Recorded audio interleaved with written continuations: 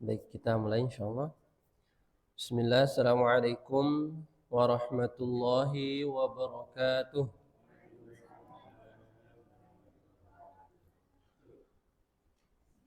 Alhamdulillah, alhamdulillahi ala ihsanihi wa syukru lahu ala taufiqihi wa amtinanihi.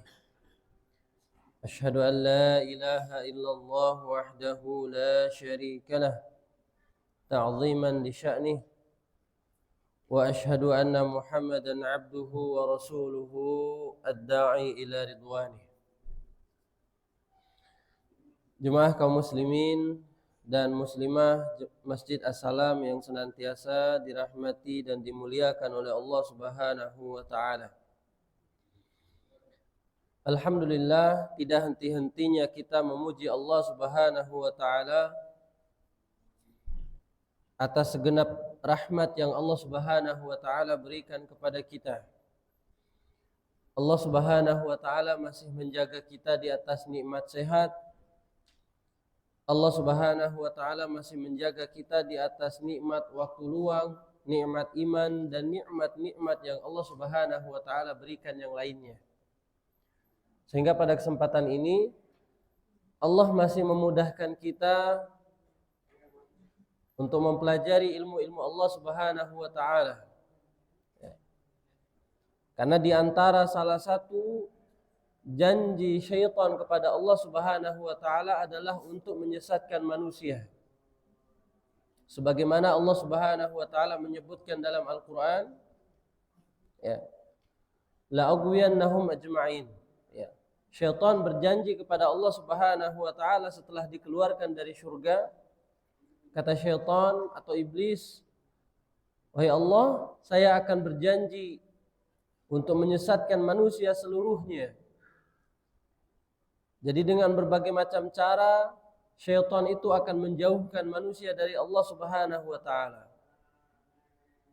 Dan disebutkan oleh para ulama, jalan yang pertama atau kunci pertama syaitan menjauhkan manusia dari Allah Subhanahu wa taala adalah menjauhkan mereka dari jalan ilmu. Karena ketika manusia dijauhkan dari ilmu, mereka sudah tidak ada lagi tugas nanti. Karena manusia ketika jauh dari ilmu, otomatis mereka nanti akan jauh dari Allah Subhanahu wa taala. Jadi bagaimana syaitan itu berupaya untuk memadamkan api ilmu itu? Karena ilmu itu adalah cahaya. Dengan ilmu seseorang bisa mengenal Allah Subhanahu wa taala. Dengan ilmu seseorang bisa beribadah kepada Allah Subhanahu wa taala. Dengan ilmu seseorang itu bisa selamat daripada siksaan Allah Subhanahu wa taala.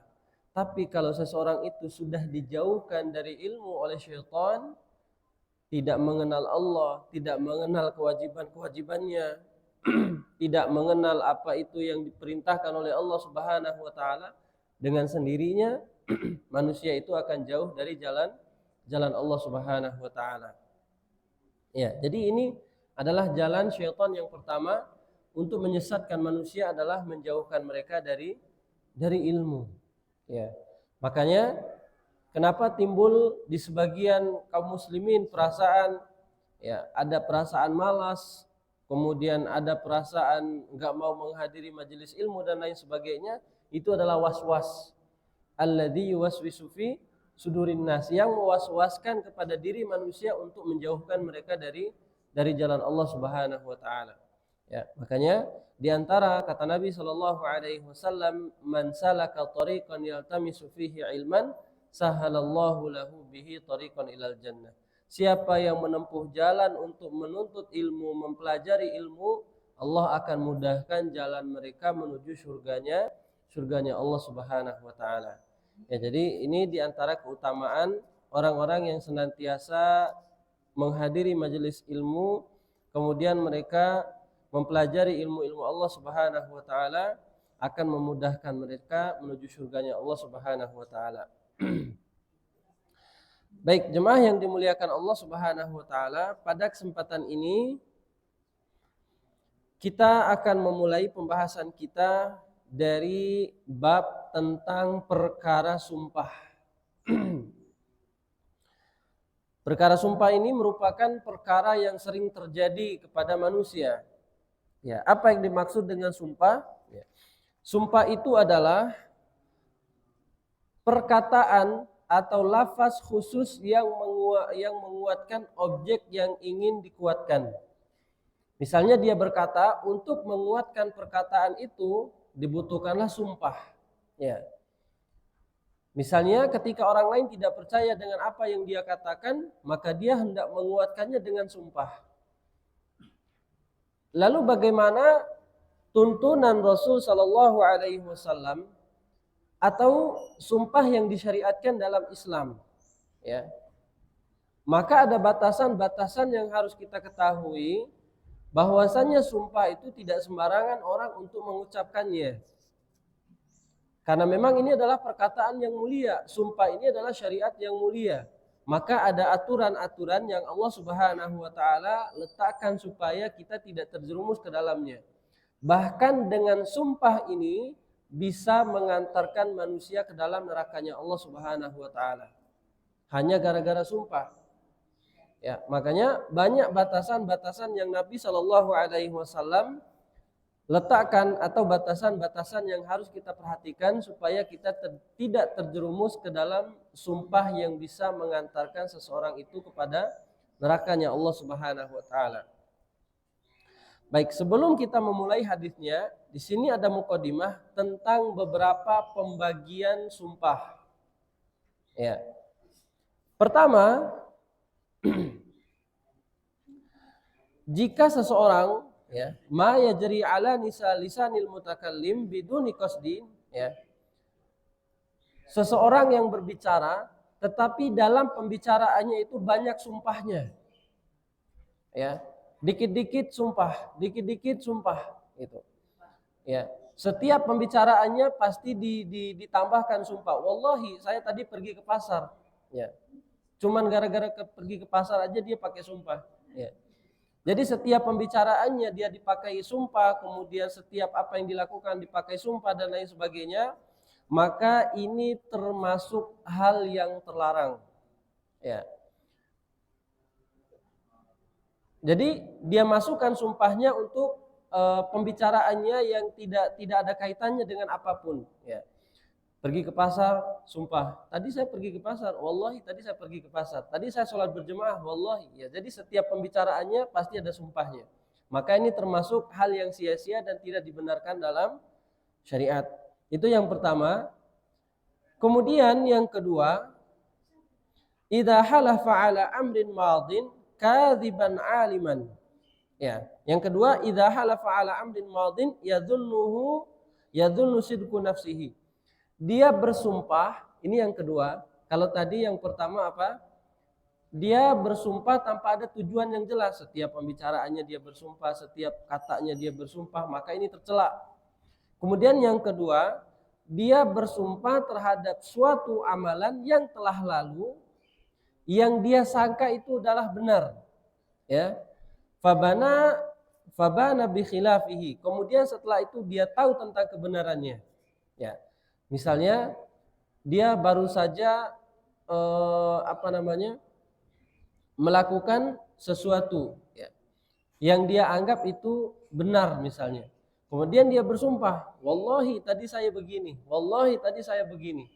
Kemudian setelah dijelaskan bahwa apa yang dia lakukan itu salah, dia tetap memaksa dia itu benar gitu. Udah tahu salah, tapi dia paksa atau dia menyangka dirinya benar dan dia pakai sumpah di situ.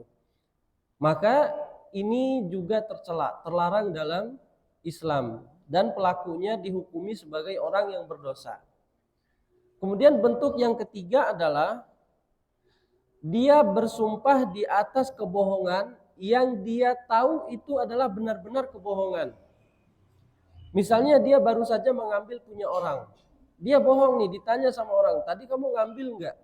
Enggak.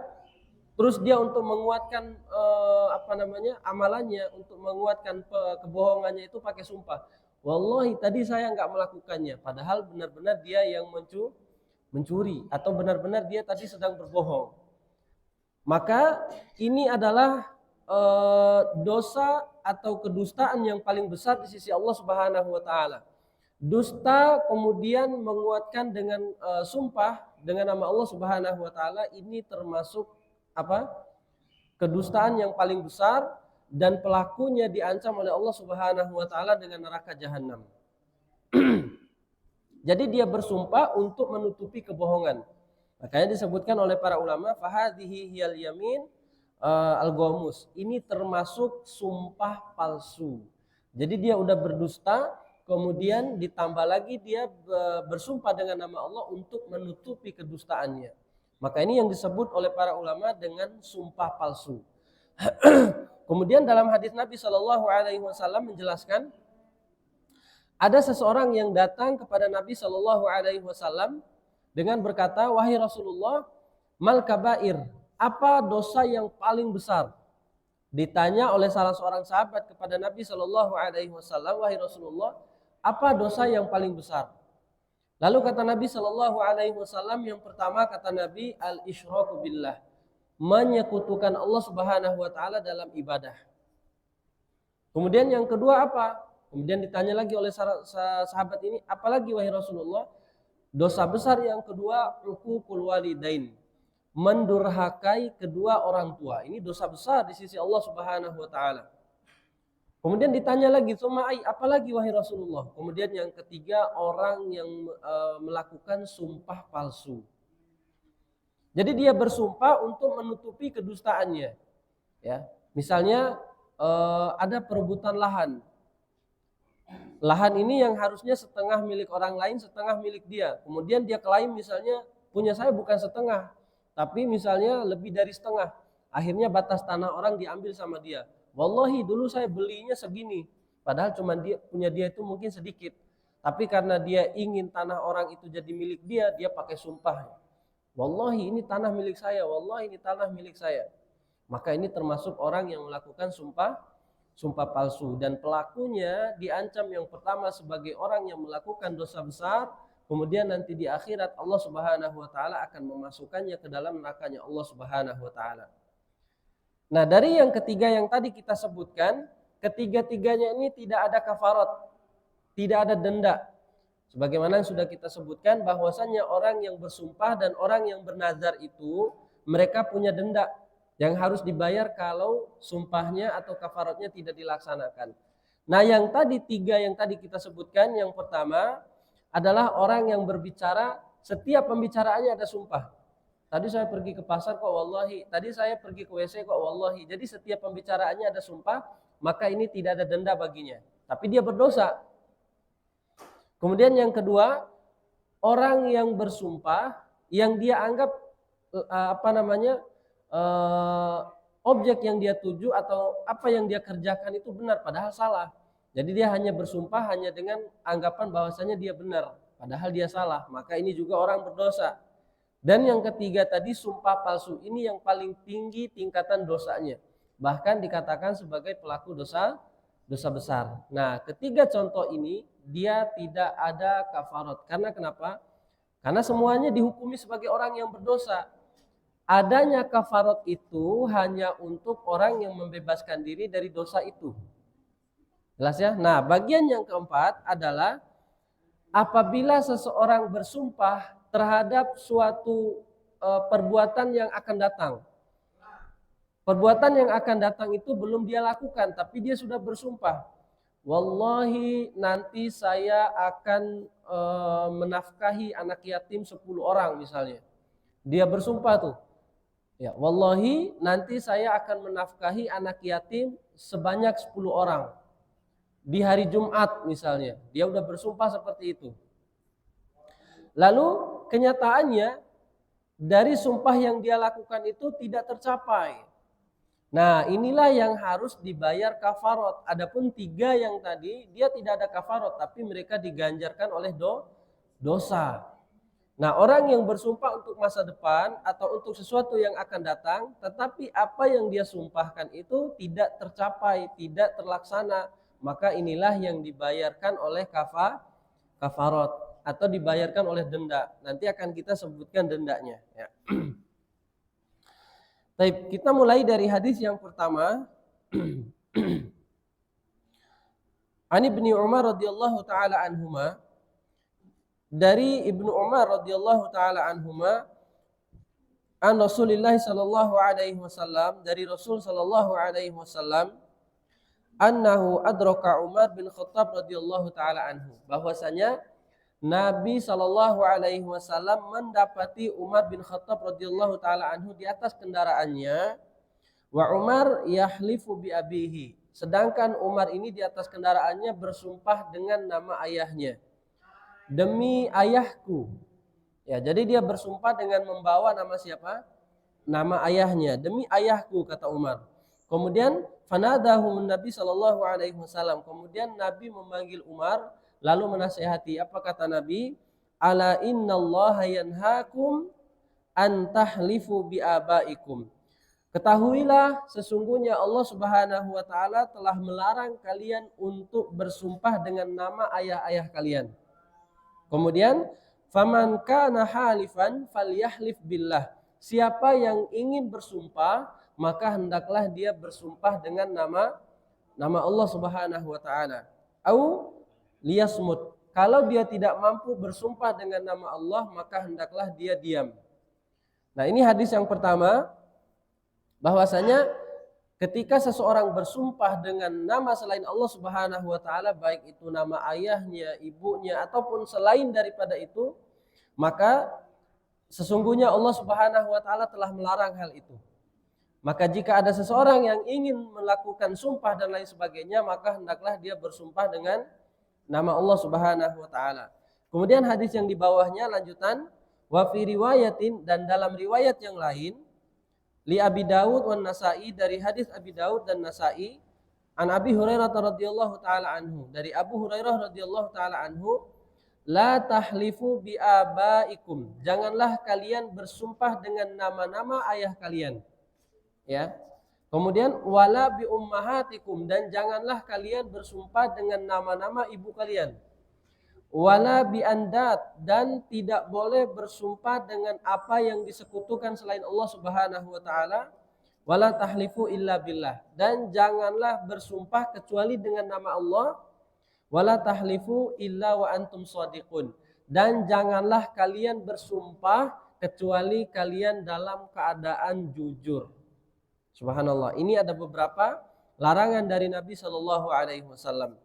Yang pertama, larangan itu adalah tidak boleh bersumpah dengan nama ayah, kemudian dengan nama ibu dan lain sebagainya. Misalnya, demi ibu saya kemarin melakukan begini dan begitu. Atau demi ayah saya, kemarin saya melakukan seperti ini dan seperti itu. Maka ini terlarang dalam Islam. Tidak boleh dia bersumpah dengan nama, baik itu ayahnya, baik itu ibunya, atau apapun itu. Kemudian wala bil andat, tidak boleh bersumpah dengan sesuatu yang disekutukan kepada Allah Subhanahu wa taala. Apa itu sesuatu yang disekutukan kepada Allah? Semua makhluk yang ada di atas muka bumi ini tidak boleh dipakai untuk bahan sumpah. Perintah Nabi Shallallahu alaihi wasallam hanya seseorang itu boleh bersumpah dengan menyebutkan nama Allah Subhanahu wa taala. Dan di akhir hadisnya, dan janganlah kalian bersumpah kecuali kalian dalam keadaan jujur. Ya, berarti sumpah itu terbatas. Pertama, tidak boleh menggunakan nama manusia, kemudian tidak boleh menggunakan nama seluruh makhluk yang ada di atas bumi ini, kemudian tidak boleh bersumpah kecuali kita dalam keadaan jujur. Ya, misalnya sesuatu yang disekutukan itu seperti misalnya Ka'bah, demi Ka'bah, atau misalnya demi malaikat. Kemudian ada juga yang mengatakan demi Rasul. Ya. Kemudian ada juga yang mengatakan demi cinta dan lain sebagainya. Ya, ini lebih-lebih terlarang lagi. Ya. Maka ini larangannya. Yang pertama, tidak boleh dia bersumpah dengan nama-nama ayah dan ibu mereka. Kemudian tidak boleh bersumpah dengan seluruh makhluk yang ada di atas muka bumi ini. Ya, kadang kita temukan orang yang bersumpah demi bulan, demi matahari, demi bintang, demi Rasulullah. Sama saja, semuanya makhluk yang ada di atas muka bumi ini terlarang oleh Rasul Shallallahu alaihi wasallam untuk dilakukan bersumpah dengan nama makhluk tersebut. Maka hanya satu-satunya kata Nabi Shallallahu alaihi wasallam, wala tahlifu illa billah, dan janganlah kalian bersumpah kecuali dengan nama Allah Subhanahu wa taala. Dan syaratnya tidak boleh bersumpah kecuali kita dalam keadaan jujur. Ya, tidak boleh bersumpah kecuali kita dalam keadaan jujur. Ya, maka ada beberapa larangan yang Nabi Shallallahu Alaihi Wasallam tekankan. Pertama, dalam keadaan jujur maksudnya di sini adalah pertama orang yang ingin mengambil harta orang lain. Ya, maksudnya orang yang ingin mengambil harta orang lain itu kalau dia menggunakan sumpahnya maka haram bagi dia. Ya, misalnya ditemukanlah barang ini tidak tahu siapa yang punya, datang dia, ini punya saya, ini wallahi ini punya saya. Dia bersumpah, dia mengaku-ngaku ini punya orang. Karena biasanya orang yang bersumpah lebih cenderung jujur kan? Ya, kalau dia udah bersumpah kita kadang, oh dia udah bersumpah nih, masa iya dia bohong gitu. Makanya orang yang bersumpah dengan nama Allah Subhanahu wa taala untuk melakukan keburukan, untuk merampas harta orang lain dan lain sebagainya, ini haram dalam Islam. Dia berdosa dan termasuk dan dia termasuk dalam melakukan dosa besar tadi. Itu yang pertama. Haram bagi dia untuk melakukan sumpah yang itu dalam rangka mengambil harta orang lain. Ya. Kemudian yang kedua, bersumpah untuk melariskan dagangannya. Ya, ini orang nggak jujur nih. Makanya Nabi Shallallahu Alaihi Wasallam mengatakan tadi, janganlah kalian bersumpah kecuali kalian dalam keadaan jujur. Nah, orang yang berdagang dilarang bersumpah oleh Nabi Shallallahu Alaihi Wasallam untuk melariskan dagangannya. Misalnya datang orang yang beli barang dia nih, padahal itu misalnya baru satu-satunya yang datang beli. Kemudian orang itu menawarkan, ini harga barang berapa? Ya, ini harga barangnya 100.000 misalnya. Tadi ada kok yang nawar 120 saya nggak kasih, ada yang nawar 180 saya nggak kasih. Ada yang nawar 80 saya nggak ngasih. Wallahi tadi ada yang nawar, padahal sebelumnya tidak ada yang nawar. Untuk apa? Untuk melariskan dagangannya supaya orang yang nawar tadi dia percaya, ini tadi ada yang nawar 80 aja nggak ngasih gitu. Padahal nggak ada yang nawar, dia bersumpah lagi nih. Orang seperti ini terlarang dalam Islam. Tidak dibenarkan oleh syariat untuk melakukan sumpah dalam melariskan dagangannya. Maka dia termasuk ancaman Nabi Shallallahu Alaihi Wasallam telah melakukan dosa besar tadi. Ya. Atau misalnya ada orang yang jual ikannya dari kemarin misalnya dijual lagi sama dia. Kemudian ada orang yang nanya, ini ikannya kapan? Ikannya baru datang. Wallahi tadi ikannya baru datang, segar-segar. Akhirnya apa? Dia melakukan sumpah palsu untuk melariskan dagangannya. Nah, ini terlarang dalam syariat. Maka orang yang melakukannya dia termasuk orang yang melakukan dosa besar. Ya. Apakah ada kafarat bagi orang seperti ini? Enggak ada kafarat. Karena dia telah melakukan dosa. Yang mendapatkan kafarat itu adalah orang yang bersumpah untuk sesuatu yang akan datang. Nah, apa yang dia sumpahkan itu tidak terrealisasi, tidak tercapai, tidak jadi dilaksanakan, maka sebagai gantinya apa? Kafaratnya tadi. Ya, nanti akan kita bahas kafaratnya apa saja. Ya, maka di sini terlarang dari hadis Nabi Shallallahu Alaihi Wasallam orang yang melakukan beberapa bentuk sumpah tadi. Pertama, sumpah untuk mengambil hak orang lain. Kemudian yang kedua, sumpah untuk melariskan barang dagangannya. Makanya wasiat Nabi dalam hadis itu, janganlah kalian sumpah kecuali kalian dalam keadaan jujur. Ya. Karena bersumpah dengan nama selain Allah, jemaah yang dimuliakan Allah, termasuk daripada kesyirikan. Ya, termasuk daripada kesyirikan. Apa itu kesyirikan? Mereka menjadikan sesuatu sekutu bagi Allah Subhanahu wa taala. Dan sumpah itu harus diberikan kepada Allah. Wallahi, demi Allah. Itu yang sebenarnya. Kalau dia menggunakan lafaz yang lain, demi Rasulullah, demi malaikat, demi matahari, demi bulan dan lain sebagainya, artinya dia telah menjadikan sesuatu makhluk sebagai tandingan Allah Subhanahu wa taala. Karena yang pantas untuk dijadikan sumpah itu hanyalah Allah Subhanahu wa taala. Makanya disebutkan di sini oleh para ulama, fil hadits wujubul halfu billahi ta'ala liman arada al-yamin. Siapa yang ingin melakukan sumpah, wajib bagi dia untuk bersumpah dengan nama Allah saja. Tidak boleh menggunakan nama selain Allah. Ya, baik itu ayah, ibu, semua makhluk tidak boleh digunakan untuk bersumpah. Kemudian yang kedua, berkata Ibnu Mas'ud radhiyallahu taala anhu. Ini Ibnu Mas'ud ingin membandingkan. Kata beliau, li an ahlifa billahi kadziban ahabba ilayya min an ahlifa bi ghairillahi shadiqan. Kata beliau, aku bersumpah dengan nama Allah, ya, dalam keadaan saya berbohong lebih saya cintai daripada saya bersumpah dengan selain nama Allah tapi itu benar. Bisa dipahami, ini beliau ingin membandingkan gitu betapa besarnya kedudukan bersumpah dengan nama Allah. Saya lebih menyukai, kata beliau, saya lebih menyukai kalau saya bersumpah dengan nama Allah dalam saya keadaan bohong. Itu lebih saya cintai daripada apa? Daripada saya bersumpah dengan nama selain Allah tapi itu benar. Bisa dipahami ya, dalam keadaan benar nih, dia benar melakukannya, lalu dia menguatkannya dengan sumpah tapi dengan nama selain Allah, ini dibenci. Ya. Ini beliau ingin membandingkan betapa tingginya kedudukan itu bersumpah dengan nama Allah Subhanahu wa taala. Ya, karena kalau dia bersumpah dengan nama selain Allah, dia telah melakukan kesyirikan. Tapi kalau dia bersumpah dengan nama Allah dalam keadaan dia berbohong, dia hanya apa? Dia hanya mendapatkan dosa bohong. Kalau dia bersumpah dengan nama Allah, tapi dia berbohong, dia hanya mendapatkan dosa bohong. Dosa bohong termasuk dosa besar ya. Berarti dosa besar. Kalau kesyirikan dosanya lebih besar. Dosanya tidak diampuni oleh Allah Subhanahu wa taala. Makanya kata Allah dalam Al-Qur'an, "Innallaha la yaghfiru ayyushraka bihi wa yaghfiru ma duna dzalika liman yasha." Sesungguhnya Allah Subhanahu wa taala tidak akan mengampuni dosa kesyirikan dan Allah hanya mengampuni dosa selain daripada kesyirikan.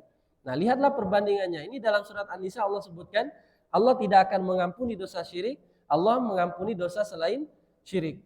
Berarti bohong dapat diampuni oleh Allah. Adapun kesyirikan, kalau dia meninggal dalam keadaan syirik, maka dia tidak akan diampuni dosa-dosanya oleh Allah Subhanahu wa taala. Makanya saking besarnya kedudukan ketika orang itu bersumpah dengan nama Allah, itu lebih selamat bagi dia walaupun dalam keadaan berbohong.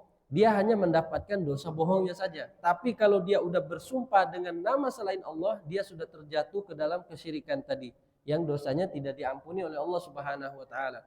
Maka kalau kita ingin bersumpah, maka pastikan kita bersumpah dengan nama Allah Subhanahu wa taala. Ya. Kemudian dan juga yuhramul halfu bil bara'ati minal Islam. Diharamkan seseorang bersumpah berlepas diri dari Islam. Ya, misalnya dia mengatakan, demi Allah saya akan keluar dari Islam misalnya. Dia bersumpah dengan lafaz seperti itu, ya.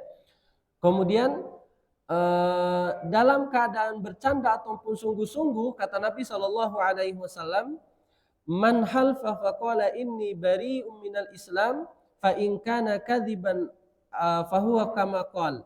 Ya.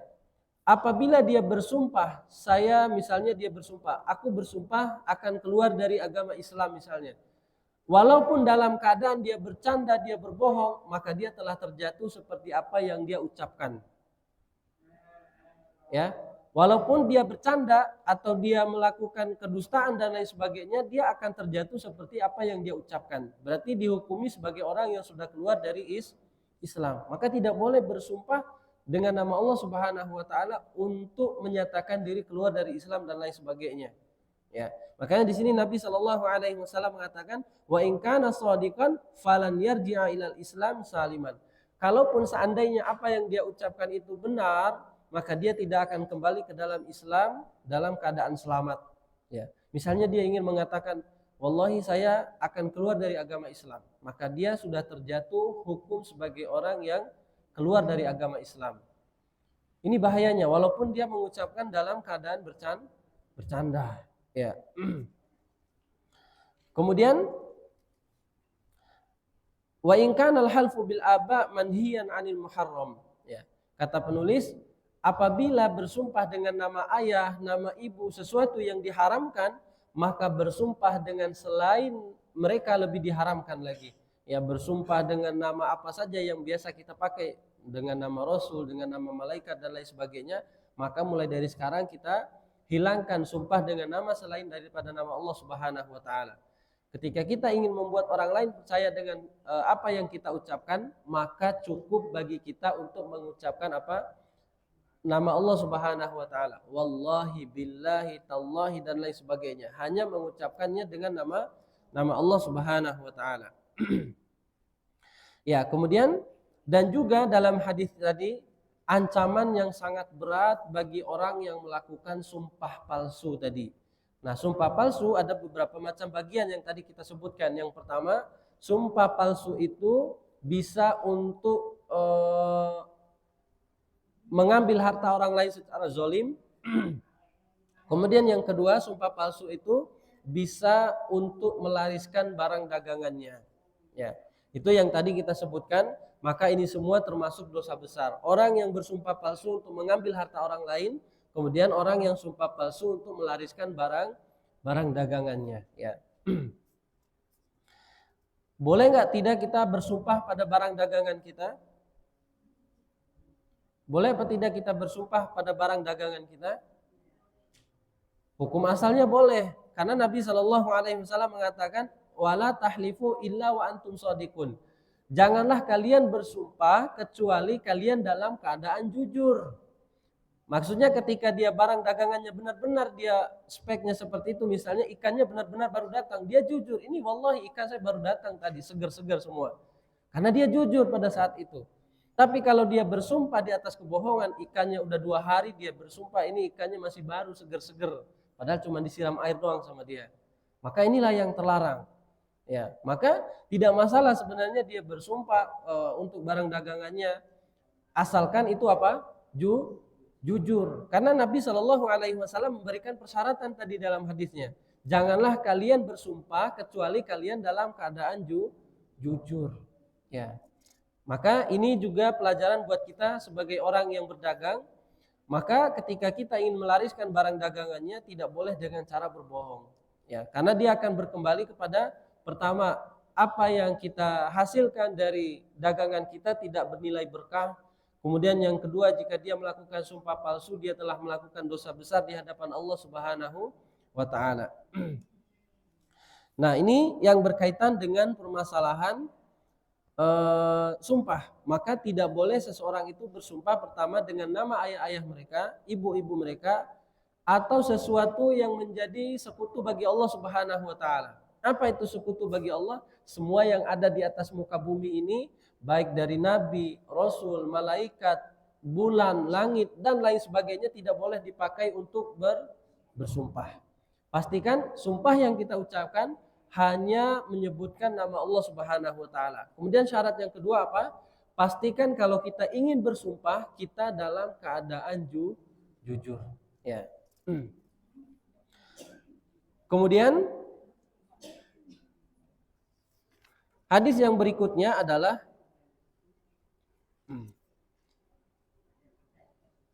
dari hadis Abu Hurairah radhiyallahu taala anhu, Rasul sallallahu alaihi wasallam bersabda, ini tentang orang yang dimintai persaksian dan orang yang bersumpah. Yaminuka ala ma yusaddiquka bihi sahibuka. Kata Nabi sallallahu alaihi wasallam, sumpahmu, kata Nabi sallallahu alaihi wasallam, terhadap apa yang dibenarkan oleh temanmu. Sumpahmu itu tergantung atau alama yusaddiquka bihi sahibuka, tergantung apa yang dibenarkan oleh temanmu. Kemudian dalam hadis yang di bawahnya, wa fi riwayatin, dalam riwayat yang lain, al yaminu ala niyatil mustahlifi. Bersumpah ya tergantung niat orang yang meminta sumpah. Maksudnya apa dua hadis ini? Yang pertama, jika tidak dimintai sumpah kepada orang yang dimintai saksi, misalnya ada 2 kasus, ya. Ada orang yang berselisih, ada si A dan si B ini sedang berselisih tentang suatu perkara. Anggaplah sini si A. Si A ini dia dituduh, ya, dia dituduh melakukan sesuatu kesalahan. Tetapi si A ini dia tidak merasa apa yang dilakukannya itu salah. Jelas ya? Jadi antara si A dan si B ini terdapat perselisihan tentang suatu permasalahan. Si B menuduh si A melakukan kesalahan dan si A ini dia tidak merasa bersalah, begitu. Nah, kemudian dipanggillah hakim sebagai penengahnya. Nah, lafaz hadis yang pertama tadi adalah yaminuka ala masadiku yusaddiquka bihi sahibuka. Sumpahmu itu tergantung dari apa yang dibenarkan oleh temanmu. Maksudnya adalah ketika dia tidak dimintai sumpah, si A ini tidak dimintai sumpah, tapi dia bersumpah dengan sendirinya, maka dalam hukum Islam, maka dia dicukupkan dengan sumpahnya itu. Jelas ya? Dia tidak dimintai sumpah nih oleh hakim. Hakim tidak meminta si A ini untuk bersumpah atas tuduhan si B. Tadi kan si B menuduh si A melakukan kesalahan nih. Kamu telah melakukan kesalahan, kata si B kepada si A. Kemudian kata si A, saya tidak melakukan apa-apa dan dia merasa dirinya benar, gitu. Lalu ketika dihadapkan kepada hakim, dalam hukum Islam ketika si A tidak dimintai hakim, hakim tidak meminta coba kamu sumpah. Hakim tidak meminta seperti itu. Tetapi dia langsung bersumpah dengan sendirinya, wahai hakim, wallahi saya tidak melakukan apa-apa. Maka itu sudah cukup bagi dia untuk menjadi pelindungnya. Karena dia tidak dimintai sumpah dan dia langsung bersumpah dengan sendirinya, wallahi. Dalam hukum Islam, maka itu sudah dicukupkan baginya. Kemudian perkara yang kedua, dalam hadis yang di bawahnya tergantung daripada niat orang yang meminta sumpah. Siapa yang meminta sumpah adalah si B. Maka apabila diminta oleh si B untuk bersumpah atau diminta oleh si A untuk bersumpah, maka gugurlah tadi tamengnya dia. Jelas ya? Kata si hakim, coba kamu bersumpah. Setelah diminta oleh hakim baru dia bersumpah, maka ini tidak bisa dijadikan landasan. Ya, maka dia tetap akan dilanjutkan kasusnya. Kalau tadi berbeda kasusnya, kalau dia tidak diminta untuk bersumpah lalu dia bersumpah dengan sendirinya, maka itu sudah cukup bagi dia untuk menjadi tameng. Tapi apabila si hakim dan orang yang meminta sumpah ini berkata kepadanya, coba kamu bersumpah, lalu dia bersumpah atas permintaan orang tersebut, maka dia tidak menjadikannya sebagai tameng dan dia nanti akan diusut dan lain sebagainya. Ya, maka tidak bisa dijadikan hujahnya dia. Nah, ini dalam hukum Islam bahwasanya seperti ini terbagi menjadi dua hal tadi. Ketika dia tidak dimintai sumpah, maka sudah cukup bagi dia untuk sebagai tameng hukumnya. Jadi tidak boleh lagi kita menuduh. Ya, tidak boleh lagi kita menuduh. Kamu masih bohong tuh. Padahal dia udah bersumpah dan dia tidak dimintai untuk bersumpah. Ya, tidak dimintai untuk bersumpah. Lalu si B ini mengatakan kamu masih bohong tuh. Kamu masih bohong dan lain sebagainya. Dia tetap nggak percaya, maka tidak ada hak bagi dia untuk seperti itu. Kalau orang orang yang dia tuduh itu sudah bersumpah tanpa dimintai sumpahnya, maka dia sudah cukup baginya. Nggak boleh lagi kita menuduh, kamu bohong tuh dan lain sebagainya. Kalau dia sudah bersumpah dengan sendirinya itu sudah cukup. Ya. Kemudian kalau diminta bersumpah seperti tadi, coba kamu sumpah, ya. Wallahi, maka ada dua kemungkinan, dia masih berbohong atau tidak. Maka akan tetap dilanjutkan perkaranya. Tapi kalau tidak diminta, maka sudah cukup bagi dia untuk sebagai tamengnya. Nah, itu hadis yang kedua. Kemudian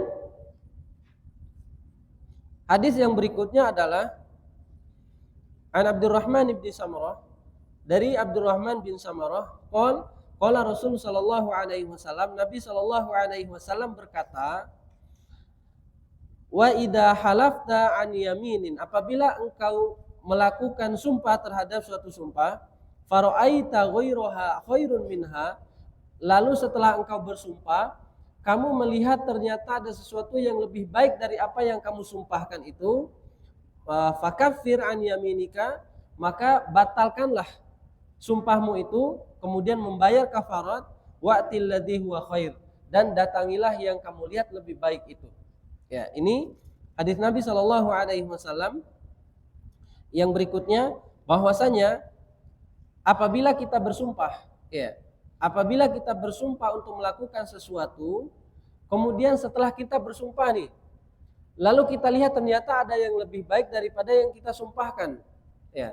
Contoh misalnya, wallahi nanti saya akan masuk ke sekolah tinggi UI misalnya.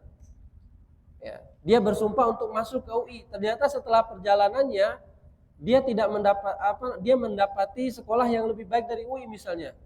Akhirnya dia ingin masuk ke sekolah lain tersebut. Berarti dia batalkan sumpahnya dengan membayar kafarah dan masuk, kemudian dia berjalan untuk menuju sumpah yang dia anggap lebih baik tadi. Maka di sini disebutkan oleh para ulama, yang pertama, al-halfu ala amrin mustaqbil yuridul halif tahqiqa fi'lahu au tarakahu la yakhlu al-umur. Ada beberapa bentuk sumpah yang semacam ini. Yang pertama, fa in halafa ala amrin wajib. Apabila dia bersumpah terhadap hal yang wajib. Apa itu hal yang wajib? Seperti misalnya sholat, kemudian puasa, zakat, haji, kemudian dia bersedekah, kemudian hal-hal yang wajib lainnya dia bersumpah dengan itu, ya. Au halafa tarokal muharram, kemudian dia bersumpah untuk meninggalkan sesuatu yang haram, ya. Haramun khansahu, haram bagi dia untuk membatalkan sumpahnya, ya. Wa wujubu biqismahi, dan wajib bagi dia untuk memenuhi sumpahnya tersebut, ya. Nah, yang pertama, apabila dia bersumpah untuk melakukan sesuatu hal yang wajib, ya, dia bersumpah untuk melakukan suatu hal yang wajib, ya. Misalnya seperti apa? Sesuatu hal yang wajib. Misalnya dia bersumpah, demi Allah saya akan berbuat baik kepada kedua orang tua saya di sisa hidup saya, misalnya. Ini seorang anak, dia bersumpah untuk melakukan berbuat baik atau berbakti kepada kedua orang tuanya di sisa hidup kedua orang tuanya. Dia bersumpah, demi Allah saya akan berbakti kepada kedua orang tua saya di sisa hidup mereka. Artinya dia bersumpah. Maka haram bagi dia untuk membatalkan sumpahnya. Karena ini adalah sumpah yang berkaitan dengan hal yang wajib. Kalau dia membatalkannya berarti dia berdosa. Ya, maka penuhi apa yang menjadi sumpahnya. Dia bersumpah untuk berbuat baik kepada kedua orang tuanya, maka dia memenuhi sumpahnya tersebut dengan cara berbuat baik kepada kedua orang tuanya. Yang tadi misalnya dia tidak berbuat baik kepada kedua orang tuanya, sering pergi kemana-mana, tidak ada waktu buat orang tuanya. Lalu dia bersumpah, saya bersumpah untuk berbuat baik kepada kedua orang tua saya. Maka ketika dia bersumpah dengan hal yang wajib tersebut, maka wajib bagi dia untuk menunaikannya. Kemudian yang kedua kata para ulama, apabila dia bersumpah untuk meninggalkan suatu hal yang haram. Ya, yang haram seperti apa misalnya? Ya, para ulama ada yang sepakat bahwasanya rokok itu haram karena kenapa? Membunuh. Ya, sesuatu hal yang bisa mendatangkan kemudaratan itu disebutkan sebagai sesuatu hal yang diharamkan. Misalnya seperti ini, ada seorang laki-laki yang berkata, demi Allah tahun depan saya akan meninggalkan rokok misalnya. Ini kan meninggalkan suatu hal yang haram. Lalu dia bersumpah dengan seperti ini, tahun depannya dia ada keinginan, aduh saya kayaknya nggak bisa meninggalkan. Padahal dia udah bersumpah. Maka ini juga termasuk haram untuk dibatalkan sumpahnya. Maka wajib bagi dia untuk apa? Menunaikan sumpahnya tersebut, ya. Wajib bagi dia untuk menunaikan sumpahnya. Kalaulah dia tidak bisa menunaikan, berarti dia telah berdosa. Ya, misalnya suatu hal yang lain, demi Allah tahun depan saya akan meninggalkan kemaksiatan. Misalnya dia sering pergi main perempuan dan lain sebagainya. Lalu dia bersumpah tahun depan saya akan meninggalkan kemaksiatan yang saya lakukan. Ya. Maka tahun depan dia harus wajib menunaikan sumpahnya tersebut. Kalau dia tidak menunaikan sumpahnya, maka dia berdosa di sisi Allah Subhanahu wa taala.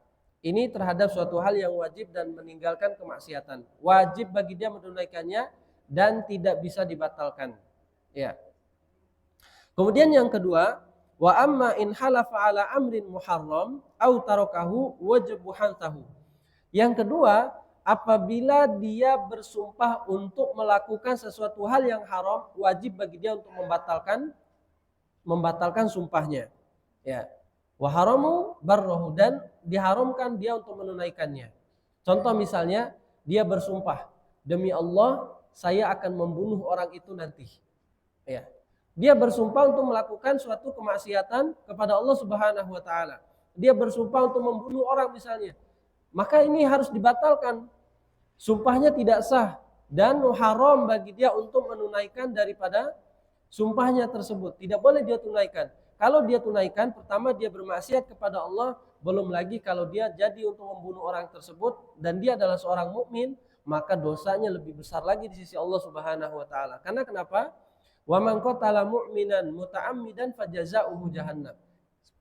Siapa yang membunuh orang beriman dengan sengaja, maka balasan bagi Allah Subhanahu wa taala untuk dia adalah neraka jahanam, khalidan fiha. Dan dia nanti di dalam neraka itu dikekalkan oleh Allah Subhanahu wa taala, tidak akan pernah keluar. Ini bahayanya membunuh seorang mukmin. Ya. Maka ini banyak sekali yang terjadi di akhir zaman ini, jemaah yang dimuliakan Allah. Orang berani saja untuk menumpahkan darahnya seorang muslim. Ya. Kadang meracuninya, membunuhnya, entah itu dengan cara apa. Hanya remeh saja masalahnya. Mungkin masalah perasaan, mungkin masalah begini dan begitu, berani untuk membunuh orang lain. Padahal apa? Dosanya, ganjarannya di hadapan Allah itu luar biasa. Wa man qatala mu'minan muta'ammidan. Siapa yang membunuh seorang mukmin dengan sengaja, maka ganjarannya fajaza'uhu jahannam. Maka ganjarannya apa? Neraka jahanam dari Allah Subhanahu wa taala. Khalidan fiha. Belum lagi kata Allah khalidan fiha, itu nanti akan kekal di dalam neraka itu. Enggak akan pernah keluar, jemaah.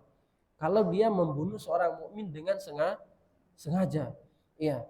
Kadang masalah harta, anak berani membunuh orang tuanya. Ya. Ini nanti saya biar cepat-cepat dapat warisan, akhirnya orang tuanya dibunuh. Waliyadzubillah. Ya. Semoga kita dilindungi dari hal-hal itu.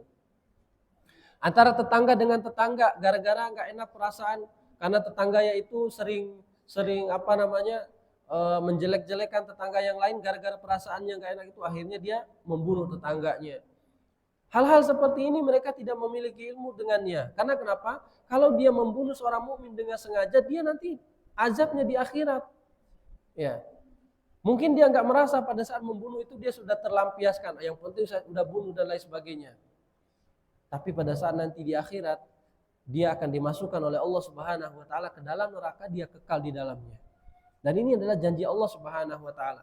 Karena darahnya seorang mukmin itu haram. Kata Nabi Shallallahu alaihi wasallam, al-muslimu 'alal muslim haramun damuhu. Pertama, seorang muslim atas muslim yang lainnya, pertama haram darahnya untuk ditumpahkan, haram darahnya untuk dibunuh. Berarti kalau orang yang membunuh seorang muslim dengan sengaja, berarti Allah masukkan ke dalam neraka. Kemudian yang kedua, wamaluhu, haram hartanya untuk dirampas. Haram hartanya untuk dirampok, dicuri dan lain sebagainya.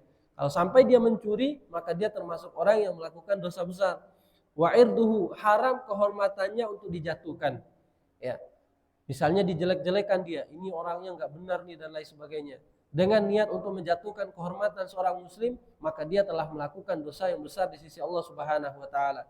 Menggibahnya, kemudian menjelek-jelekan orang lain untuk merendahkan kehormatannya, maka ini termasuk hal yang dilarang, jemaah yang dimuliakan Allah.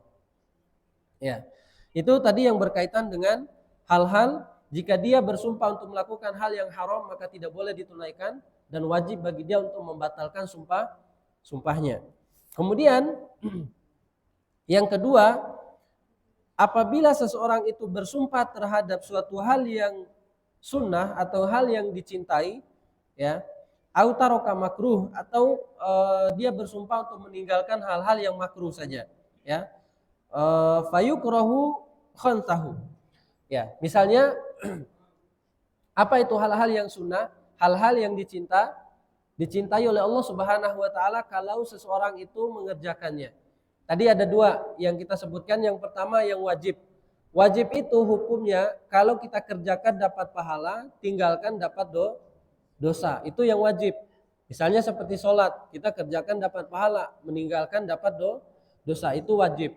Kemudian yang kedua ada yang hukumnya sunnah. Sunnah itu apa? Dikerjakan mendapat pahala, ditinggalkan tidak mendapat dosa. Itu yang sunnah. Ya. Sama tadi yang haram. Haram itu ditinggalkan mendapat pahala, ya. Yang haram itu ditinggalkan, dia mengerjakannya mendapat dosa, kemudian meninggalkannya juga mendapat pahala. Kemudian adapun yang makruh turun derajatnya dari yang haram, ya, mengerjakannya itu yang makruh. Perhatikan, yang mengerjakannya yang makruh itu dia tidak mendapat dosa. Ya, yang makruh, ya. Makruh dia tidak mendapatkan dosa, kemudian meninggalkannya juga dia dapat pahala. Ya, tetapi lebih ahsannya untuk ditinggalkan. Seperti itu yang makruh. Nah, jika dia bersumpah untuk melakukan sesuatu hal yang sunnah, kemudian meninggalkan yang makruh, maka dibenci untuk membatalkan sumpahnya tersebut. Contoh misalnya, karena dia jarang melakukan puasa Senin Kamis, dia bersumpah. Ini kan puasa Senin Kamis adalah sunnah. Saya bersumpah minggu depan saya akan melakukan puasa Senin Kamis misalnya. Ya. Bagaimana hukum dia membatalkan sumpahnya ini? Apakah kalau dia membatalkan sumpahnya dia berdosa? Karena ini adalah hal yang sunnah. Berarti masuk kepada perkara tadi. Kalau dia membatalkan puasanya, dia tidak mendapatkan dosa. Tetapi apa? Dibenci. Ya, dibenci karena membatalkan apa yang sudah disumpahkannya. Karena dalam perkara yang sunnah berbeda dengan tadi yang perkara yang wajib. Perkara yang wajib berdosa bagi dia untuk membatalkan sumpahnya. Demi Allah, saya nanti akan sholat tahajud nanti malam. Dia bersumpah. Nyatanya ternyata dia nggak sholat tahajud. Ya, dia udah bersumpah tapi dia nggak bisa ngerjain. Misalnya pada saat pagi dia bersumpah, demi Allah nanti saya akan bersedekah di Masjid As-Salam 100 juta misalnya. Nah, pada saat hari itu dia nggak bersedekah juga. Ya.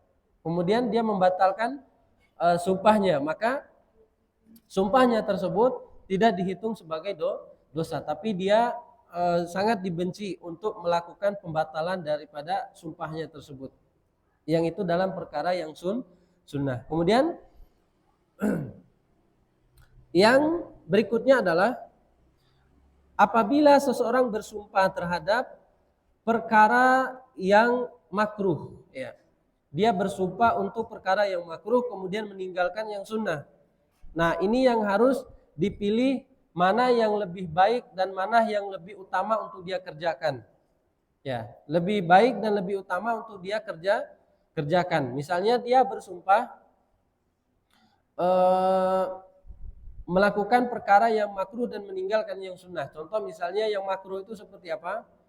Yang makruh itu seperti misalnya pada saat puasa.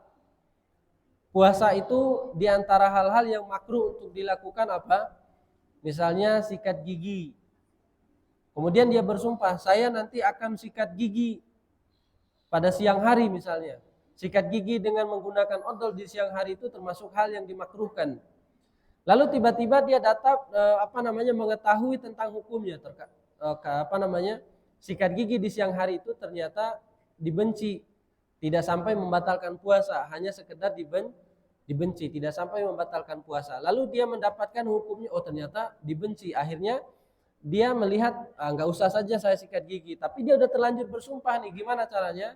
Maka dia batalkan sumpahnya, kemudian dia pilih kepada hal yang dia yakini itu adalah lebih baik dengan cara membayar kafaratnya.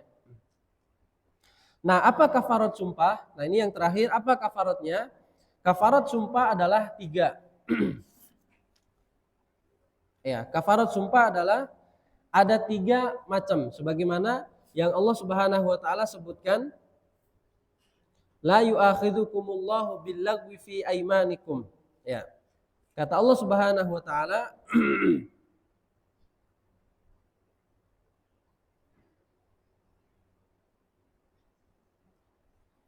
kata Allah Subhanahu wa taala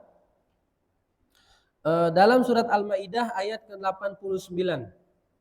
Surat Al-Maidah ayat ke-89. Kata Allah Subhanahu wa taala, "Faman lam yajid." Ya. Pertama, it'amu asyaratu masakin min awsati ma tut'imuna ahlikum wa kiswatuhum aw tahriru raqabah. Pertama, di antara kafarat sumpah itu yang pertama adalah memberi makan 10 orang miskin yang biasa diberikan kepada keluarganya Jadi ini tidak menuntut harus lauknya mewah dan lain sebagainya. Kalau orang kaya biasanya lauknya setiap hari ayam, berarti untuk membayar kafarat itu harus seperti makanan pokoknya dia sehari-hari dengan keluarganya. Ya, misalnya setiap hari ada apelnya, ada ininya, berarti seperti itu yang diberikan kepada orang miskin untuk membebaskan kafaratnya tadi, untuk membebaskan sumpahnya. Kemudian au kiswatuhum, yang kedua, atau memberikan pakaian kepada 10 orang miskin. Kalau dia tidak mampu untuk memberikan makan, berarti membelikan pakaian kepada 10 orang miskin. Itu yang kedua, pilihan yang kedua. Yang pertama tadi apa? Memberikan makan kepada 10 orang miskin dengan makanan yang biasa kita makan. Ya, jadi kalau misalnya makanan di rumah saya itu standar, misalnya ada nasi, sayur, tempe, selesai. Karena kadar yang saya makan memang begitu. Berbeda nanti misalnya kalau orangnya kaya, makanannya mewah dan lain sebagainya, maka seperti itu. Jadi makanan yang sering kita makan di setiap hari dan diberikan kepada 10 orang miskin.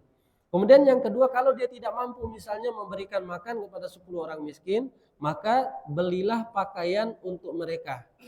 Belilah pakaian untuk 10 orang miskin. Kalau tidak mampu juga misalnya au tahriru raqabah, membebaskan budak. Kalau sekarang tidak ada zaman perbudakan.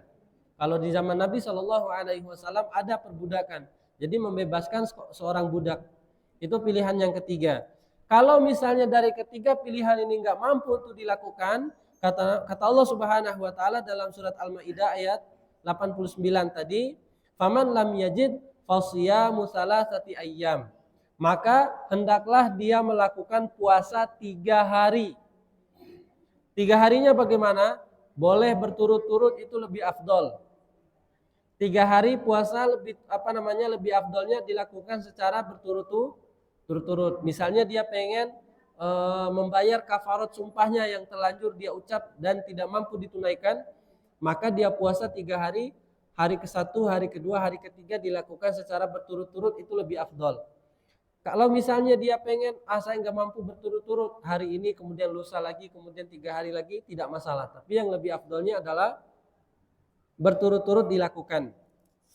Ya, makanya kata Allah Subhanahu wa taala, dzalika kafaratu aimanikum, itu adalah kafarat sumpah-sumpah kalian, wahfadzu aimanikum, maka hendaklah kalian menjaga sumpah-sumpah kalian supaya tidak mudah dalam melakukan sumpah. Makanya tadi Nabi Shallallahu alaihi wasallam menyebutkan batasan yang pertama, wala tahlifu illa billah.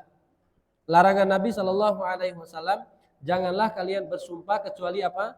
Dengan nama Allah Subhanahu wa taala. Yang kedua, wala tahlifu illa wa antum shadiqun. Dan janganlah kalian bersumpah kecuali kalian ini dalam keadaan jujur. Ya, itu untuk menjaga kita daripada dosa di sisi Allah Subhanahu wa taala. Baik, mungkin itu yang bisa kita sampaikan pada kesempatan ini. Insya Allah untuk hadis-hadis yang berikutnya kita akan bahas pada pertemuan yang berikutnya, karena masalah sumpah ini adalah masalah yang sering terjadi di masyarakat kita.